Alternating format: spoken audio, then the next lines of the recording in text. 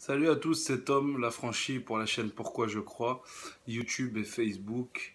Ravi pour ceux qui ne me connaissent pas encore et bienvenue pour ceux qui m'écoutent régulièrement.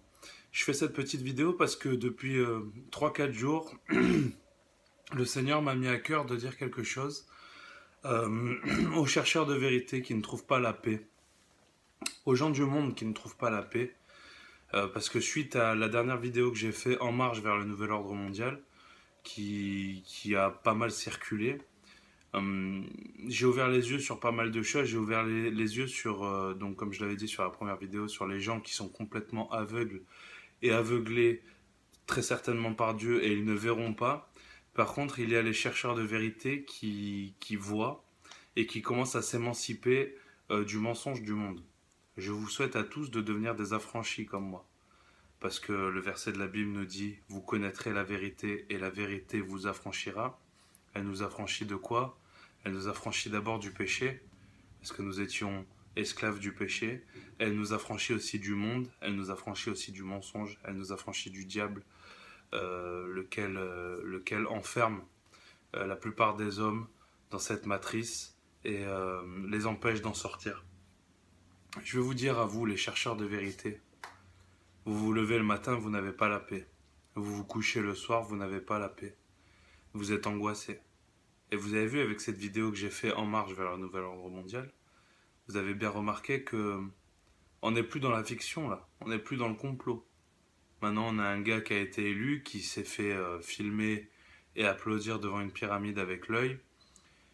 J'ai beau chercher, retourner tout dans tous les sens, je suis encore tombé dans des histoires de pédophiles satanistes horribles. On est dans le concret, vraiment dans le concret et ça fait mal. Sachez que dans les temps, nous sommes plus sur la fin que sur le début. Qui dit fin des temps ne dit pas fin du monde, bien sûr, mais il faut savoir que la Bible nous en parle. Et je vais vous lire un petit passage de 2 Timothée 3 pour que vous sachiez vous situer si vous avez encore des doutes. 2 Timothée 3 donc. Sache que dans les derniers jours, il y aura des temps difficiles, car les hommes seront égoïstes, amis de l'argent, fanfarons, hautains, blasphémateurs. On est dans une période où il n'y a pas autant de... il n'y a jamais eu autant de blasphèmes. Puisque à l'époque, le monothéisme et la Bible, enfin le monothéisme et la croyance en Dieu générale, étaient acquis. On ne remettait pas ces choses-là en question. Rebelles à leurs parents, vous avez qu'à voir les émissions. Ingrats, irreligieux, on est toujours dans le même système. Insensibles, déloyaux, calomniateurs, intempérants, cruels, ennemis des gens de bien. Vous le serez très vite si vous basculez de notre côté. Traîtres, emportés, enflés d'orgueil. Et Dieu tourne le dos aux orgueilleux, sachez-le. Aimant le plaisir plus que Dieu, ayant l'apparence de la piété, les belles apparences, comme Emmanuel Macron, mais reniant ce qui en fait la force. Éloigne-toi de ces hommes-là.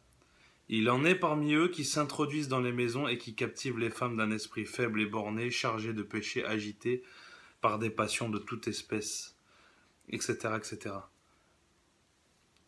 J'ai bien l'impression, les amis, qu'on a parlé du temps présent. Je vois pas d'autres temps. Il y a dû avoir des temps aussi comme Sodome et Gomorrhe, mais là, on est bien dans ces temps-là. Rendez-vous compte de la perversité du monde. Les filles, le sexe, la drogue, l'alcool, les ennemis de Dieu, les amis du diable, les amis de l'argent. On est en plein dedans. Vous êtes capté dans vos pensées d'angoisse, de maladie et de mort. Sachez que Dieu peut vous libérer de tout ça, il peut vous affranchir. Il peut vous apporter la paix. Et si vous avez encore des doutes, je vous encourage vraiment à nous contacter afin que je puisse vous orienter vers les personnes proches de vous dans les régions. Et si vous êtes proche de ma région, je me ferai un plaisir de vous recevoir et de vous emmener vers le baptême et de vous aider à arriver jusqu'à cette paix qui est le Christ. Le Christ lui-même le dit, je vous laisse la paix, je vous donne ma paix. Ce n'est pas à la manière du monde que je vous la donne que votre cœur cesse de se troubler et de craindre, dans Jean 14, 27. Recherchons donc ce qui contribue à la paix et nous permet de progresser ensemble dans la foi, dans Romains 14. Le fruit de la justice est semé dans la paix par les artisans de paix, en Jacques 3, 18. On n'est pas dans un film, les amis. Je sais que c'est compliqué à comprendre. Là, je m'adresse à tous les chrétiens qui visionnent cette vidéo. S'il vous plaît, partagez-la sur vos murs parce qu'il y a des gens qui ont besoin de ça. Ne le gardez pas pour vous. Vous les avez vus, ces choses-là, vous les avez compris. Mais pensez aux âmes qui sont autour de vous. Il faut que vous soyez plus actifs. Pensez aux âmes qui sont autour de vous. Et n'attendez pas d'être parfait pour parler de Dieu. Moi, je ne suis pas parfait, loin de là. La chair est très vive. Mais n'attendez pas de le faire. Parce que si en effet on est dans les derniers temps et qu'on n'agit pas, qu'est-ce que vous allez dire à Dieu? Qu'est-ce qu'on va justifier à Dieu? On n'a rien fait. Donc je vous encourage vraiment à partager cette vidéo, aux chercheurs de vérité à venir. Venez sur ma chaîne YouTube, venez sur la page Facebook que vous trouvez ici, mettez des commentaires en bas, on s'organise et puis on vous oriente. Et surtout, venez à Dieu. Allez, à bientôt.